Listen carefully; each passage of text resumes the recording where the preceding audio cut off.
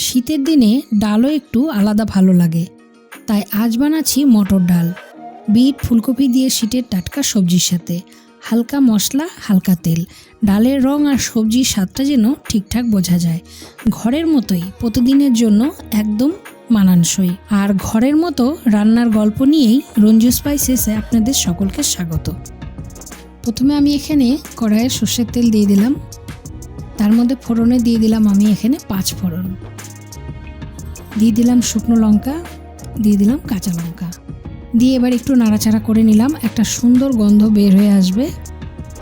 এরপরে এখানে ছোট ছোট করে আমি কেটে রেখেছিলাম ফুলকপি।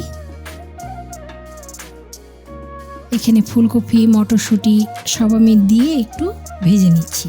ডাল তো আমরা অনেক রকমভাবেই করে খাই, কিন্তু এই ডালটা একেবারেই আলাদা। অন্যদিকে ডালের মধ্যে এই যে মটর ডালটা সেদ্ধ হচ্ছে, এর মধ্যে আমি বিট, আলু এগুলো দিয়ে ডালটাকে আমি সেদ্ধ করে নিয়েছি। আমি এখানে 4টা সিটি দিয়ে নিয়েছি। এরপরে এবার দিয়ে দিলাম এখানে নুন, দিয়ে দিলাম হলুদ, দিয়ে এবার ভালো করে ফুলকপিটা ভেজে নিচ্ছি। ফুলকপিটা তো আর সিটি দিতে পারিনি, তার জন্য ভালো করে ভেজে নিচ্ছি।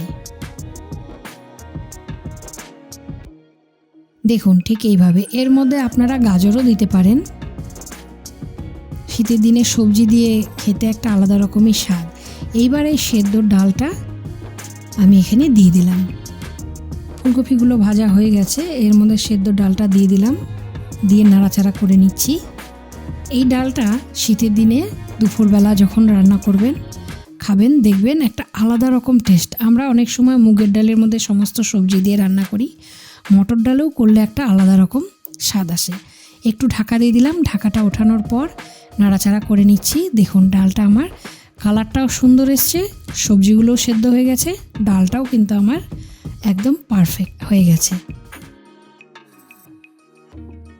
এতক্ষণ আমার সাথে থাকার জন্য অসংখ্য ধন্যবাদ। লাইক করবেন, শেয়ার করবেন। এখনও যারা সাবস্ক্রাইব করেননি অবশ্যই সাবস্ক্রাইব করে নেবেন।